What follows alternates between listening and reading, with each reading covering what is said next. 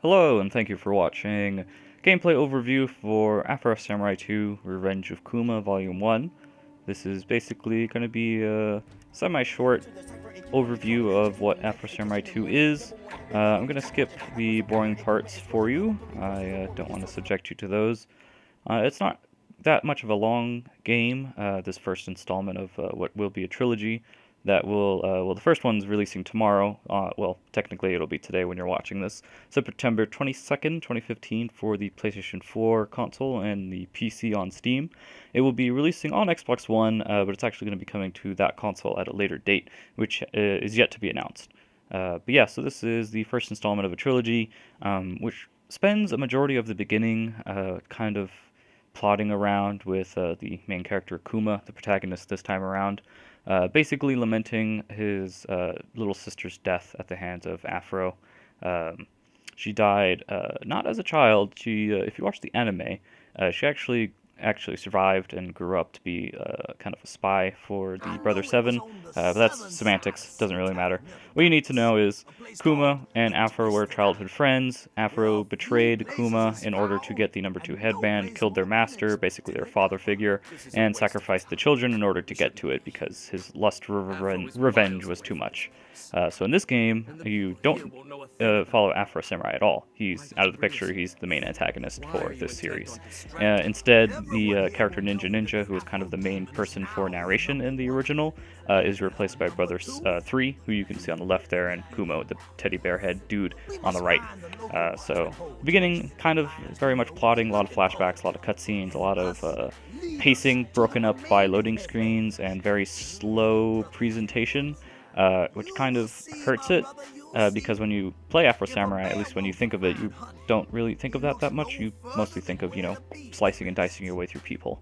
It takes a bit for this installment to get to that point. I would consider this, what you're about to see right here, to be kind of like the first major section where you just kind of get to, slice and dice people, cut people up. But it's bookended by these scenes, which I understand are trying to set up the story and the setting, which I'm not letting you watch because I'm trying to talk over it. But you really don't need to know anything about as far as what Brother 3 is saying. They're looking for the headbands. They come to this town, seeing if they can find any leads on the headbands, and that's about it.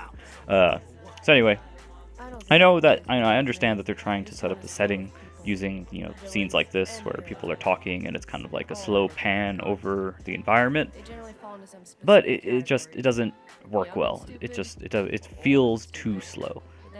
That, and as you can tell, the voice acting isn't that great. It is an M for mature games. As you can see, there are topless women in this club, including the DJ. So yeah. May God rest their conniving souls. Let's give the dearly departed a memorial they will never forget, and give our final brother here a chance to grieve for their passing and his own. Break yourselves, fools! Kill these motherfuckers! Get 'em! Oh, and the music is done. RZA is in charge of it, basically. So, music's really good. Gameplay, sometimes leaves things to be desired, as we'll see. Because there are 3 main styles, which I'll be able to show more once I finally get control. But basically you have to juggle between 3 different styles to take on the different enemies and do different special moves in order to overcome the difficulty. Which, the difficulty isn't that high anyway, it's pretty button mashy. Alright, come on, let's go. Alright, there you go. Alright, so you got Master Style. Basically, the special attack for this one lets you kill everyone. I'll show it to you real quickly here. Let's just get these guys. And then you kill all of them. I got something for you, Teddy Bizzle! So they're all dead. Do that execution move. Then you have Kuma Style, which is almost the same thing, except you execute single men using the circle button. Yeah. Kill that guy, which is actually really good. Oh, and yeah, when that electricity hits you, you aren't able to do any of your moves, really, like your special moves. You have to rely on the basics. There you go. Now I'm back. Flip a combo. There we go. And take him out. And the electricity around me is basically a Dharman Rage, which lets me just kill people with one shot each, or basic attack as they refer to it. And then Afro style basically lets you jump over people. Yeah, like that. So, yeah, mostly I prefer Master style just because it lets you take out everyone super quickly. Yeah, oh, well, except for that guy. There we go. Afro style you want to use for things like this to deflect these arrows when they show up. There we go. Yeah, you want to reflect them back at her speakers specifically.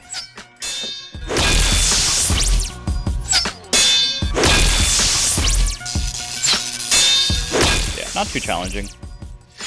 Eventually she'll summon more people to fight you though. There you go, yeah.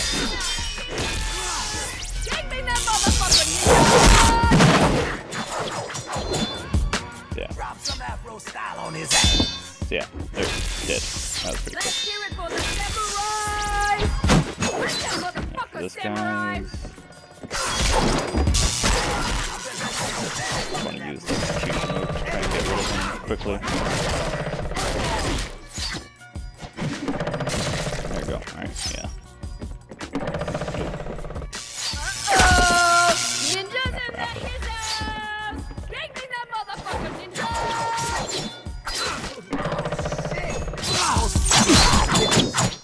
I can smell that cologne. Oh dear.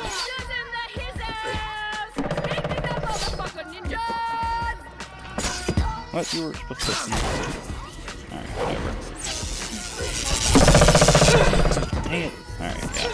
This is not really going to be challenging. Only when you get disabled and I can't use any of my special moves. Jump around until... Oh, there you go. Alright. Yeah. Back into this.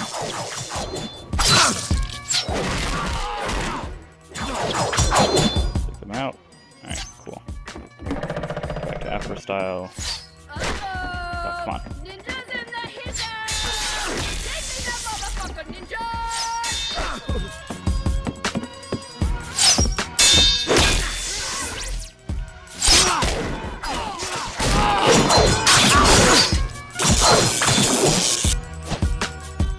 Yeah, I hate that. When you get caught up in the animation for the execution, you still are vulnerable to the electrocution. Alright, come on, let's get this over with. Yeah, so originally when it tells you, introduces you to these guys, the ninjas, it wants you to build up the Dharma Rage and then kill them with the basic attack execution. But then, like I showed you earlier, you can actually take them out using the master. So it doesn't really make that much sense. And with the samurai, they want you to use Afro, so you can do the flips over them and attack them from behind, but that doesn't really do anything either. Yes.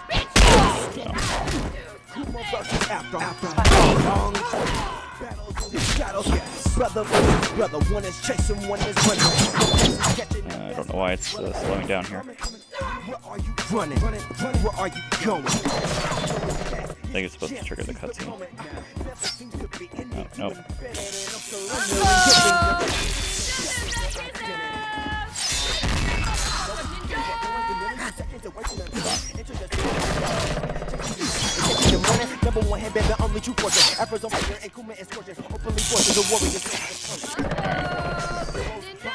It gets annoying sometimes.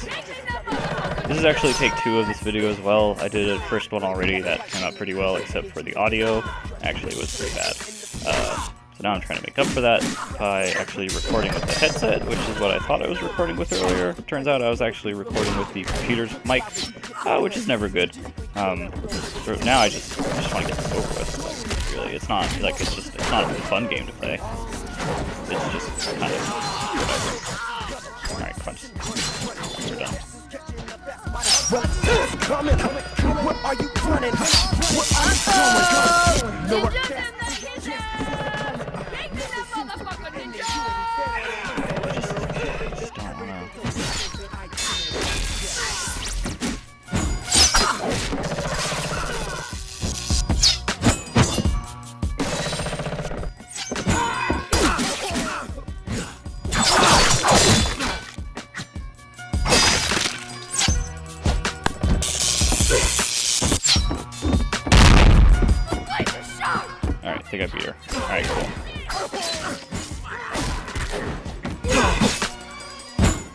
I think I'm done.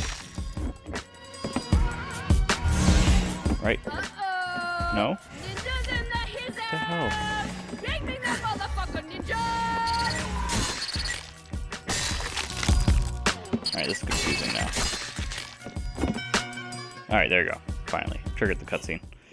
Because I was confused if it was you had to survive certain waves before she died, or if you had to deflect it enough to where all the speakers blew up. While you're at it.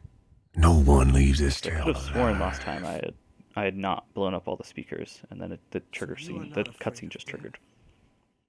The fear of the unknown does not bring. Yeah, this guy turns out to be a villain. You don't technically fight him in this volume. You kind of chase after him for a bit, And you'd be then he gets wise away. not to Yeah, include he's Gun me in your Daniel, the Unforgiven, conversation. which is United States Cavalry, You know actually. nothing of me or my kind. Who are you, and where do you come from? He's not part of Colonel You Custer's see, last stand, my though. clan and It's I something are different. from a place where a war is about to be lost, and we need to find something that could change the tide. Who are we? Civil War.